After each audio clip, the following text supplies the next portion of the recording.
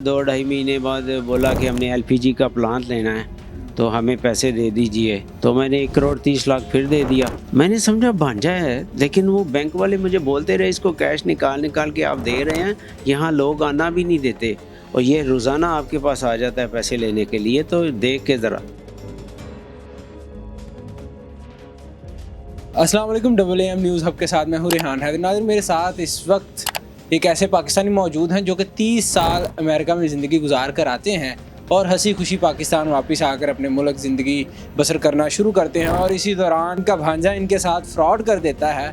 Fraud किस नौयत का था और कितने पैसों का हुआ, इन्हीं से जानते हैं। वो घर में अक्सर आता और बोलता कि मैं ये कर लूँगा वो कर लूँगा, मुझे आप पैसे दे दीजिए कारोबार के लिए, ये वो। तो उसको पता था मेरे पास कैश है। तो आपसे उन्होंने कितने पैसों की डिमांड की और किस कारोबार के लिए मांगे? ये मुझसे पहले 1 करोड़ ले गया वो। तो फिर दो ढाई महीने बाद बोला कि हमने एलपीजी का प्लांट लेना है तो हमें पैसे दे दीजिए। तो मैंने 1 करोड़ 30 लाख फिर दे दिया। तो टोटल 2 करोड़ 30 लाख हो गया उसके पास। और चंद माह बाद वो गायब हो गया। तो वो पैसे किस मद में लिए थे कि आपको मैं प्रॉफिट दूंगा?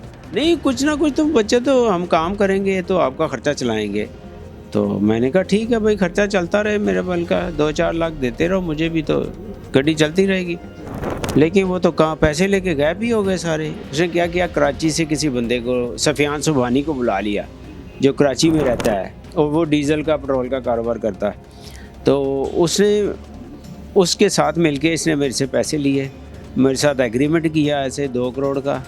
तो इसमें साथ इसका, जो मैं इनके घर में जाता हूँ पैसे पूछने आज से 2 साल 3 साल पहले, तो इसके घर वाले कहते हैं कि इसने ताया अब्बे को अपने को दे दिए है। अब वो ताया इसको पैसे वापस नहीं कर रहा। आपको एक महीने भी कोई खर्चा या कोई प्रॉफिट की मद में पैसे नहीं? 5-4 महीने खर्चा दिया मेरे को, 4-5 महीने खर्चा दिया, उसके बाद गायब। तमाम मामला देखे तो आप कैसे उनके जाल में फंस गए? जाल असल में कोई गैर होता तो इतने पैसे नहीं देता। मैंने समझा भांजा है, लेकिन वो बैंक वाले मुझे बोलते रहे इसको कैश निकाल निकाल के आप दे रहे हैं, यहाँ लोग आना भी नहीं देते और ये रोज़ाना आपके पास आ जाता है पैसे लेने के लिए, तो देख के ज़रा। बताइएगा, आपने कोई कानूनी रास्ता नहीं इख्तियार किया? बताया पुलिस स्टेशन जाकर की FIR वगैरह करवाई? जी, चेक देता रहा फेक वो मेरे को। तो मेरे पास उसके 9 चेक हैं इनसफिशिएंट फंड वाले, कोई 40 लाख का, कोई 30 लाख का, लेकिन आज तक कोई कैश नहीं हुआ। पुलिस के पास जाते हैं तो ना ही अभी तक पुलिस ने कभी उसको थाने में बुलाया कि तुम भी आओ, और मुद्दई भी आए और मुजरिम भी आए, कभी वो आए ही नहीं। आपने FIR तो करवानी थी ना? जी, मैं करवाने के लिए जाता हूँ, मेरा ख्याल में को उनको फ़ोन आ जाता है पुलिस वालों को, या कोई पेटी आम की आ जाती है, लेकिन वो उसको कभी नहीं बुलाया। मैं जाता हूँ और मुझे ही वो मेरे सामने वो वकील बन के बैठ जाते हैं पुलिस वाले। जब कोई इस तरह का वाक़या पेश आता है तो हम FIR करवाते हैं कि फ़लाँ बंदे ने मेरे साथ धोखाधड़ी की है। उसको फिर बुलाते हैं कि आओ भाई तुम्हारे ख़िलाफ़ कंप्लेन आई है।